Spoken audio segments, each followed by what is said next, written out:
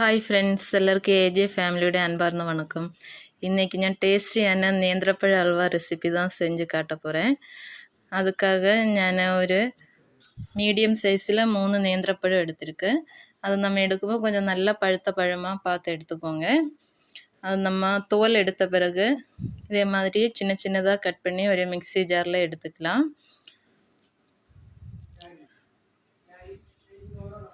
அப்படியே நல்லா மையாக அரைச்சி எடுத்துக்கலாம். சுத்தமாக தண்ணியை ஊற்றக்கூடாது, தண்ணி இல்லாமல் தான் அரைச்சி எடுக்கணும். இந்த அளவுக்கு மையாக அரைச்சி எடுத்துக்கோங்க. அப்புறம் ஒரு பாத்திரத்தில் கொஞ்சம் நெய் தடவி வச்சுக்கோங்க. ஒரு பவுல் எடுத்து அதில் ஒரு 2 டேபிள் ஸ்பூன் கார்ன்ஃப்ளவர் எடுத்துக்கலாம். அதில் அதே ஒரு 2 டேபிள் ஸ்பூன் தண்ணி ஊற்றி நல்லா கரைச்சி எடுத்துக்கலாம். கொஞ்சம் கட்டை எதுவும் இல்லாமல் நல்லா கரைச்சி எடுத்துக்கோங்க. இந்த அளவுக்கு கொஞ்சம் நல்லா இந்த அளவுக்கு வருന്നത് மாதிரி கரைச்சி வச்சுக்கோங்க. அப்புறமா ஸ்டவ் பற்ற வச்சு ஒரு கடாய் வச்சுக்கோங்க. கடாய் நல்லா சூடானதும் நெய் ஊற்றிக்கலாம். ഞാനൊരു 3 டேபிள் ஸ்பூன் நெய் ஊற்றிருக்கு. நெய் சூடான பிறகு நம்ம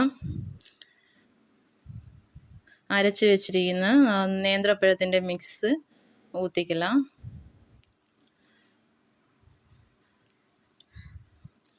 அப்படியே நல்லா கிளறிக்கோங்க. அது போட்டுட்டு நல்லா கிளறி எடுத்துக்கோங்க.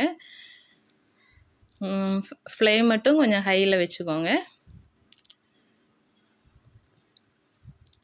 நம்ம கரைச்சி வச்சிருக்கல அந்த கார்ன்ஃப்ளவர் இது கூடவே சேர்த்துக்கோங்க.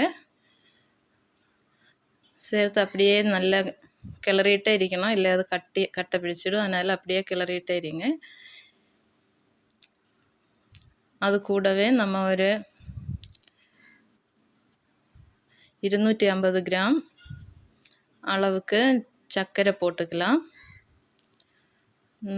சர்க்கரை நம்ம கேரமல் பண்ணி கூட, கலர் கொஞ்சம் நல்லா வேணும் அப்படி இருந்தால் கேரமல் பண்ணி போட்டுக்கலாம். ഞാൻ டைரெக்டாகவே போட்டிருக்கேன். அது அப்படியே நல்லா எல்லாமே சேர்த்து நல்லா மிக்ஸ் பண்ணிக்கோங்க. அப்படியே கிளறி விட்டுட்டே இருங்க. அது கூடவே ஒரு 2 டேபிள் ஸ்பூன் நெய் ஊற்றிக்கோங்க. திருப்பி அதே மாதிரியே கிளறிட்டே இருக்கணும். இந்த டைமில் நம்ம ஃப்ளேம் கொஞ்சம் மீடியமாக வச்சுக்கோங்க.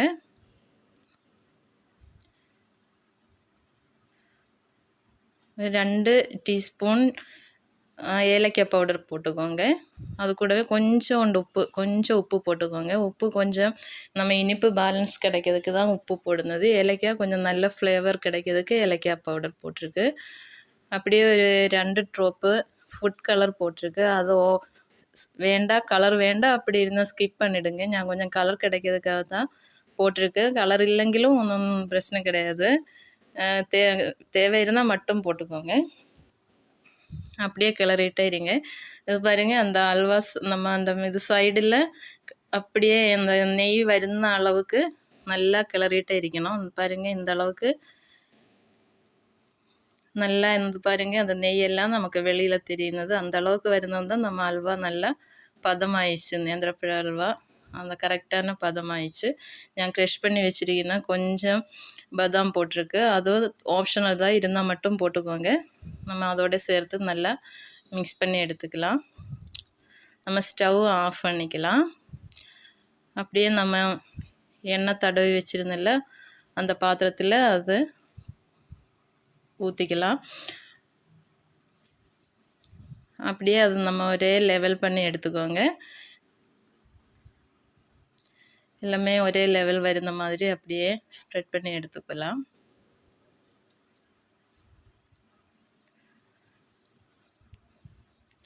அதில் நான் கொஞ்சம் க்ரஷ் பண்ணியிருந்தேன், அந்த பாதாம் போட்டிருக்கு. அது ஆப்ஷனல் தான், இருந்தால் மட்டும் போடுங்க. நம்ம முந்திரி என்ன வேணாலும் போட்டலாம் மேலே. இது அப்படியே நல்லா ஆற விடலாம். நல்லா ஆறின பிறகு தான் நம்ம இது கட் பண்ணி எடுக்கணும். அப்படியே கொஞ்சம் நேரம் வச்சுக்கோங்க, நல்லா ஆறட்டும். இப்போ நல்லா ஆறியாச்சு. நல்லா ஆறின பிறகு நம்ம என்ன ஷேப்பு வேணுமோ அந்த ஷேப்பில் நம்ம கட் பண்ணி எடுத்துக்கலாம்.